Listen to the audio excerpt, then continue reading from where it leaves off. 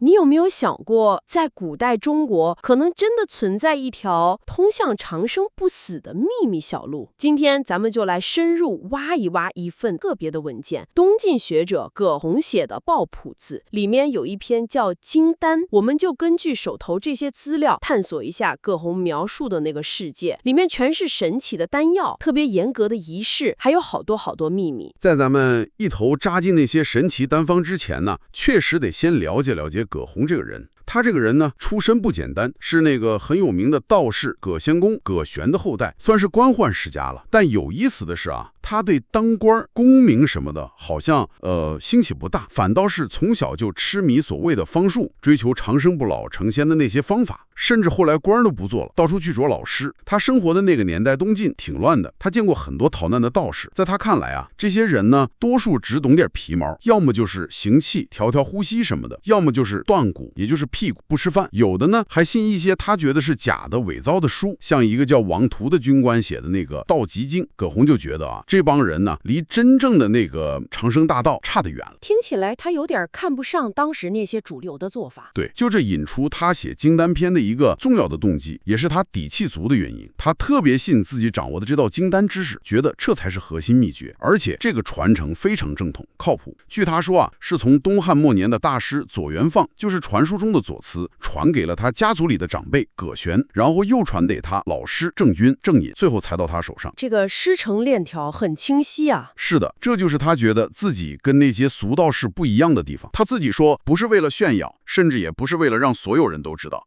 他真正担心的是，这个关乎生死的长生秘诀，时间长了就没人知道了，失传了。所以他的目的是把这些他觉得特别珍贵的知识记下来，留给后代，但不是给所有人，是给那些跟他一样，就像他说的，书为小者传，事为识者贵，好东西要给懂的人。一个知识的守护者。那这位守护者的核心观点是啥？他说那个还丹精液就是仙道的顶峰，吃了肯定能成仙。这话也太绝对了吧？他凭什么这么肯定？甚至把当时挺流行的其他方法，像咱们刚说的行气、断骨，还有吃那些普通草药，都说成是小道。有一套他自己的逻辑，挺独特的，主要是基于他对物质本性的观察和想法。他对比了草木药和金丹的根本不同，花花草草这些东西，埋之即腐，煮之即烂，烧之即焦，他们自己都待不长久，很容易就坏了，那怎么可能让咱们人长生呢？他觉得草木药最多也就是治个病，或者稍微延年，比咱们平时吃的粮食强点有限，根本达不到不死那个境界。那金丹呢？金丹就不一样了，它的主料原料是矿物，特别是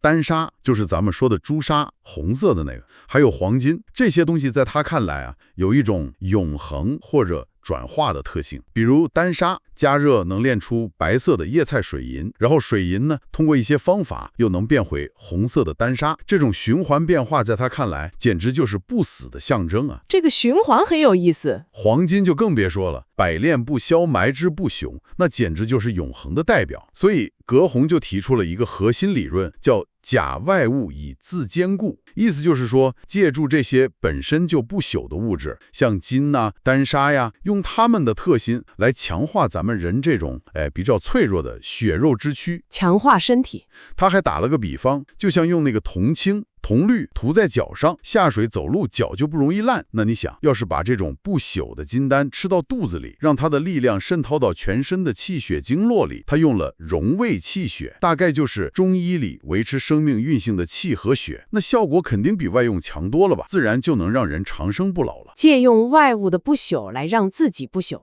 他甚至还引用据说是老子的话，不得还丹精液，须自苦耳。意思是你要是没搞到金丹这种真东西，搞其他那些行气呀、导引啊，都是白费劲儿了。他还挺不客气的批评当时很多人，说他们连丹砂能炼出水银这种相对比较直观的变化都不信，就想不通红石头怎么能变白水呢？石头烧了怎么不是灰呢？挑战常识了。要是连这个都理解不了，那听到金丹能让人成仙这种更玄乎的说法，肯定觉得是胡说八道，还要骂两句。这可能也是他后来那么强调要保密的一个原因吧。这个假外物以自坚固的理论，从他的角度看，逻辑上确实说得通。那咱们来看看它具体都记录了哪些神丹妙药，好像有好几种挺有名的。那个和皇帝有关的九鼎神丹。这个黄帝九鼎神丹经啊，在葛洪书里地位特别高，传说是黄帝本人吃了这个才飞升成仙的。葛洪说啊，这9种神丹不用全炼成，只要搞定其中1种就能成仙，而且每种效果还不一样，听着都特神。听着就很厉害。比如他提到的第1种叫丹华，听名字好像是入门款，但效果一点不入门，说吃了才7天就能成仙。7天？是啊，更有意思的是，它还能炼金，用一种叫玄膏的东西包着丹华烧，就能变黄金，或者把它跟水银一起炼，也能炼出黄金。葛洪甚至说，金成者药成也，意思就是能炼出黄金，就证明药成了。对，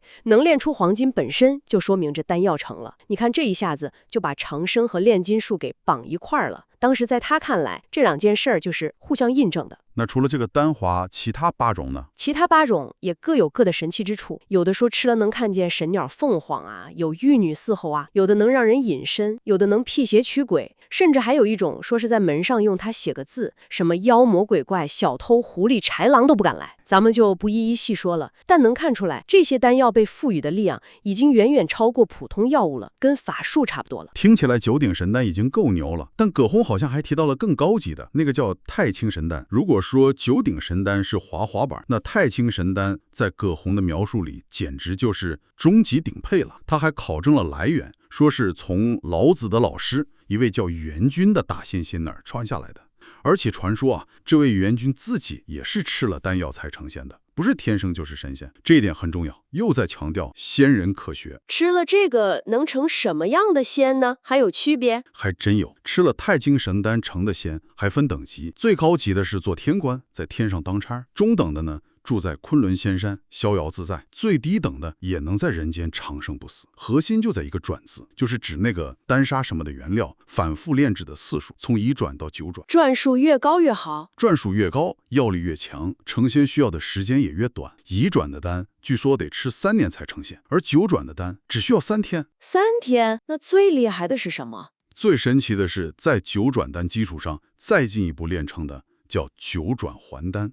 按葛洪的说法，把它放进特制的神鼎里，在特定的时间，比如夏至之后，让鼎晒太阳，鼎里面就会出现5色神光，丹药就变成了还丹，只需要吃一点点。1刀龟就是古代良药的小勺子，大概相当于现在1克左右吧，就能实现白日飞升。白日飞升就是大白天直接飞上天？对，这被认为是道教成仙方式里最高境界之一了。就是大白天肉身直接飞到仙界去，是看得见的，瞬间的超越，都不用经历死亡。但练这个肯定不简单吧？何止不简单，是极其复杂。首先，你得备起一堆听起来就很神秘的辅料，像什么华池啊、赤盐呐、三五神水之类的，名字都怪怪的。炼成之后，还有一个特别关键，甚至可以说代价高昂的仪式。必须拿出100斤黄金，很可能就是用这丹药点化来的，去祭祀天地、日月、北斗、太乙这些大神，一共要用掉88斤。100斤黄金，祭祀用掉88斤。是啊，然后剩下的12斤还不能自己留着，得悄悄扔到人多的闹市里去，表示你不贪财，把这些都做完了才能自己吃。葛洪反复强调，不先祭祀必有灾祸。他还举了个例子，说汉朝末年有个叫殷长生的人，就是靠这个方法成的仙。100斤黄金祭祀啊，这成本太吓人了，这已经不是一般人能想的事儿了。除了这2种，葛洪好像还特别推崇一种叫精液的丹药，说效果不比九鼎差，甚至可能更好或者更容易炼。的确，葛洪对精液评价非常高，他也要用到黄金，古时候的1斤大概是现在2斤左右，还要配一些听起来就很玄乎的材料，像什么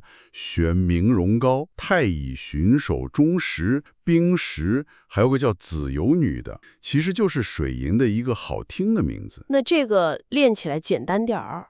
相比前面那2种需要严格控制火候、长时间烧炼的，精液的制作过程好像是相对简单些，主要是把原料放进一种叫华池的容器里，用特定的方法，可能类似溶解或者别的化学反应吧，来制备，不一定需要大火猛烧。那效果呢？这个精液的效果是分等级的，这点挺有意思。如果只吃半两，就能长生不死、百病不生、百毒不侵，而且最关键的是，还能像正常人一样生活，娶媳妇、生孩子、当官做事都没什么特别的禁忌。这个好啊，对于那些既想长生又不想完全脱离社会的人，吸引力肯定很大。可不是嘛？如果吃1两呢，那就可以直接成仙了。当然，也可以选择先当个地仙，在人间逍遥，只需要斋戒100天就行。如果目标是直接飞升上天，那就要先进行1年的断骨，就是辟谷，然后再吃1两金叶。还有衍生用法，还有一些挺神的用法，比如用它做一种叫微洗聚圣丹的药丸，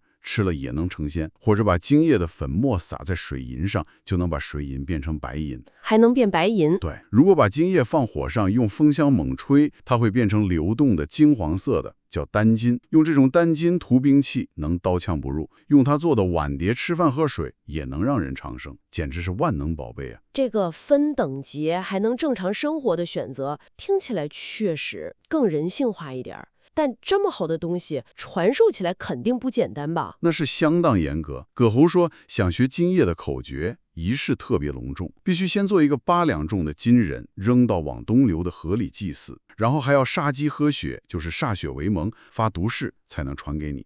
他特别警告，要是有人想绕过老师，自己偷偷摸摸的用方子练，绝对练不成。要是有人得了真传，却随便便传给那些品行不好或者不信道的人，那教的人和学的人都要倒大门，因为他说天神见人甚敬，老天爷的眼睛亮着呢，时时盯着。听下来，无论是九鼎、太清还是金叶，都像是给极少数天选之子准备的，门槛高的吓人。那葛洪有没有记录一些相对来说稍微接地气一点的方法呢？给普通修炼的人留点念想，毕竟他批评别人只会小道，总得给点高级点的选择吧。他确实也记了一些，虽然在他看来啊，这些小丹法的效果跟前面那几种别法比，但他也承认这些也能起到延年益寿、强身健体的作用。就好比前面的是直播项目，这些可能算个本科或者专科吧，目标不一样。那有哪些呢？比如他提到一种岷山丹法，说是道士张盖他在岷山石洞里发现的，方法挺有诗意，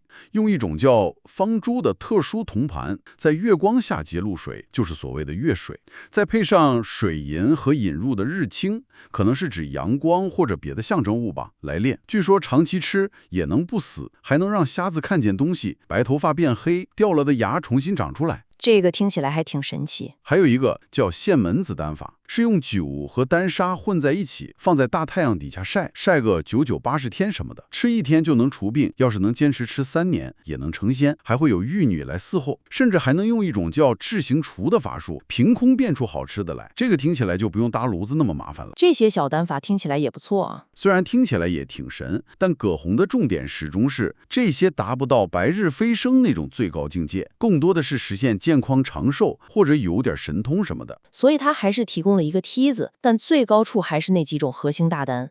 不过无论是哪种丹，听起来炼制过程都不光是把材料混在一起烧那么简单。葛洪反复说这是通神之事，需要天时地利人和，规矩特别严，远不是咱们想象中实验室里搞操作那么回事儿。这仪式感和神秘性是怎么体现的？你抓到关键了。葛洪详细说了成功炼丹的3大外在要素，可以说缺一不可，特别讲究。首先就是环境的选择，他斩钉截铁地说，非名山不可。对，必须选那些有名的、没什么人去的大山深处进行，比如他列举的华山、泰山、嵩山、罗浮山这些。为什么非得是名山？因为他相信呢，这些大山都有正神管着，在那炼丹能得到神灵的暗中保佑。相反呢，那些普通的小山包，往往是些木头石头成精啊、千年的老妖怪啊、恶鬼啊聚集的地方，充满了邪气。这些东西不但不帮忙，还可能来捣乱破坏，甚至故意变个样子来试探你，看你道心坚不坚定。还有这种说法？他还打比方的说，就像医生配药或者染匠染布，都特别忌讳被不干净的东西或者心怀恶意的人冲犯，怕影响最后的效果。那炼神丹这种关乎长生不死的大事，自然更得小心翼翼，把所有可能的干扰都排除了。那要是去不了内陆的名山呢？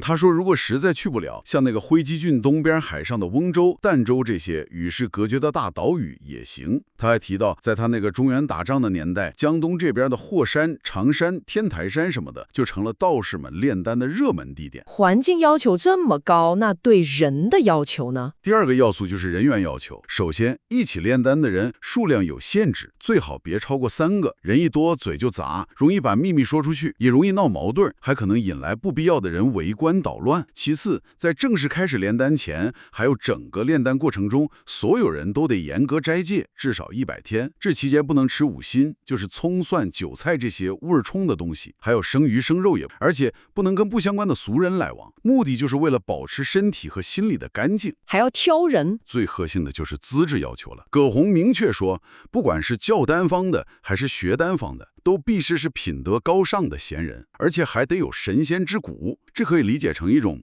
天生的资质，或者说仙缘吧，不是随便什么人都能学的。如果传给不对的人会怎么样？如果把这种秘密传给了不合适的人，就算那个人再有钱有势，最后肯定失败。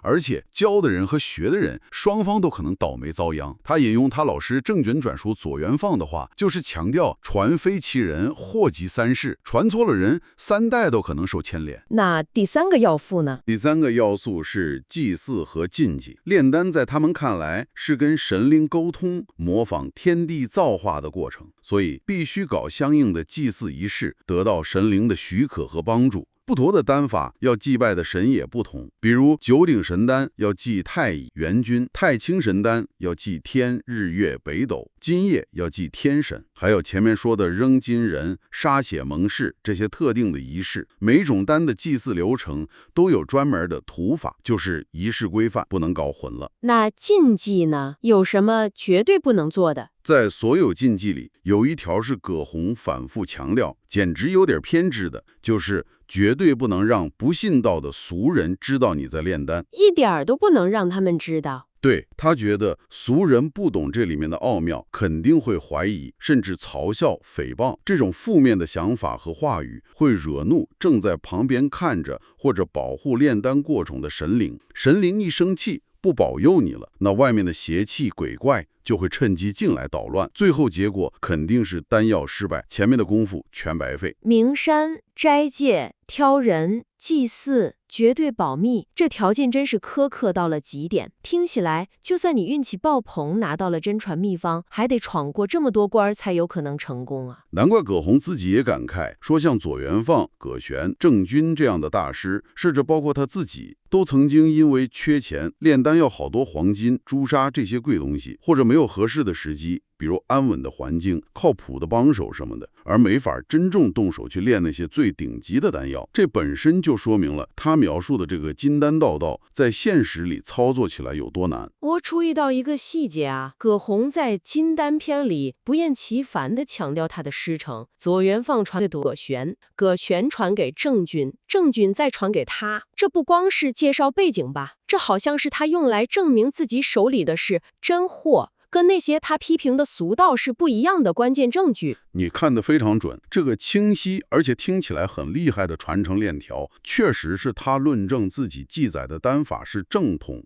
靠谱的基石。他就在告诉你，我说的这些可不是瞎听来的，更不是我编的，是有源头、有验证的真传秘法。但这背后又引出一个好像有点矛盾的地方，他这么强调真实性，却又反复叮嘱要秘不示人。对呀，这不是很矛盾吗？有好东西干嘛藏着掖着？他明确说了，写下这些丹经不是为了让他们像普通书一样到处流传，是为了给后世的统治者，就是那些跟他一样真信、愿意为这条路付出的人留个指引。他之所以这么强调保密，说白了主要有2个层面的原因。第一，就是咱们刚才提到的防止谤毁。他心里很清楚，长生不死这种想法在一般人看来太离谱了。要是丹经落到那些根本不信道、不懂价值的俗人手里，他们肯定会笑话骂街儿，觉得是胡说八道。这种行为在他看来，不光是对神圣丹法的亵渎，更关键的是可能会惹怒冥冥中看着的神灵。这样一来，就可能破坏了后面那些真正信道有缘分的人炼丹成功的机会。他还用了很形象的比喻，农夫得到红色的宝弓、铜弓，拿去赶鸟；南方没开化的人得到皇帝的礼服、滚衣，拿去备柴火。就是说，不懂价值的人拿拿到宝贝儿，只会拿去干粗活、办小事，白白糟蹋了好东西。丹经也是一样，给不懂的人看，只会招来亵渎。第二个原因是为了防止泄密造祸，金丹的方法被看作是神仙的秘密，关系到天地造化，有巨大的力量。如果随便传给那些品行不好、心术不正或者缘分不够的人，那不光是对方可能拿它干坏事，比如用炼金术骗钱，或者根本就炼不成。更重要的是，教的人和学的人都可能因此招来老天爷的惩罚。传错了人还会受惩罚？对，他引用他老师郑钧的话说，以前就有道士因为把丹诀传给了不该传的人，结果自己到了大霉，丹药也毁了。所以葛洪一再告诫神灵鉴察甚严，在这事儿上绝对不能马虎，必须特别小心。经过这一番深入的探讨啊，咱们好像真的潜入了葛洪笔下那个既奇幻又特别讲规矩的古代炼丹世界。咱们看到了那些据说能让人永远活下去的神奇丹药，了解了它背后那个假外物以自坚固的哲学想法，也感受到了炼制过程那种近乎苛刻的仪式要求，还有贯穿始终的神秘和保密原则。这确实给咱们打开了一扇挺独特的窗户，去理解古人是怎么看待生和死，以及他们怎么用一种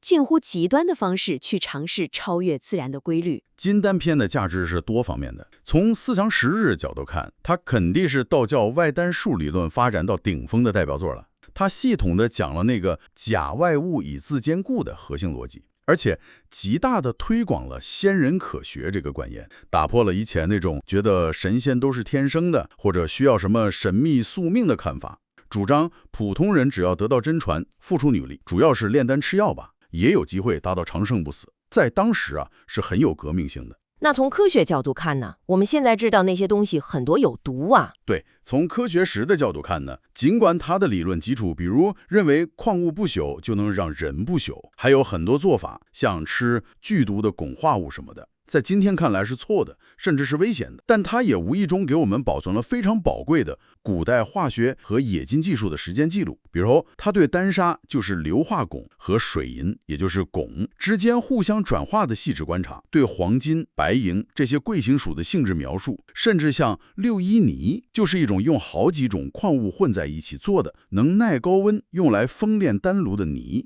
这种复合材料的配方，都为他们研究中国古代化学、材料学的发展史提供了重要的史料。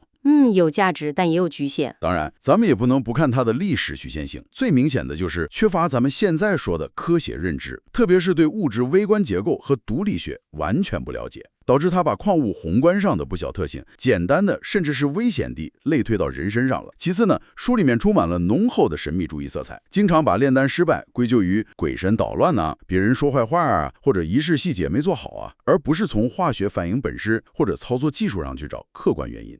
甩锅给鬼神了。最后，他描述的那些炼丹条件，不管是钱、黄金、朱砂、名贵药材，还是环境、名山、长期斋戒、绝对保密，都太苛刻了，使得他几乎完全脱离了普通人的现实生活，注定只能是极少数有钱有势的人，或者特别执着的修行者才可能去尝试的追求，没法真正普及开来。那么今天咱们回顾葛洪和他那个看起来有点异想天开，但又无比执着的长生之梦，能从中得到点什么启发呢？这不光是一个古代化学实验记录，对吧？当然不是。葛洪和他代表的这个外丹术，虽然在追求肉体永生这条路上，最后被证明是走不通的，甚至是有害的，但他展现出来的那种精神力量是值得咱们思考的。他坚信，通过极致的个人努力，掌握深奥的秘密知识，人是有可能超越肉体凡胎的限制，达到某种永恒的。这种挑战极限、探索未知、想要超越自身局限的渴望，可说贯穿了整个人类文明史的一种本能冲动。所以这里留给你一个思考吧，葛洪为了他心里那个长生不老的终极目标，甘愿放弃世俗的荣华富贵，忍受别人的不理解甚至嘲笑，投入一辈子的精力去寻访、学习、记录和实践。尽管他自己可能也没亲手炼成最顶级的丹药，这背后是一种对道、对某种终极真理近乎偏执的全身心的投入和追求。那么在咱们今天这个时代，我们是不是也有自己心里的金丹呢？就是那些看起来遥不可及，需要咱们付出巨大努力、坚定信念，甚至可能要顶着主流看法去追求的目标。又或者，再过几百年、几千年，当未来的人回头看咱们今天这个时代，看我们现在热衷追求的某些东西时，不管是科技突破、社会理想还是个人成就，他们又会看到哪些我们现在意识不到的时代局限，同时能发现哪些闪耀着探索光芒、值得被记住的精神特质呢？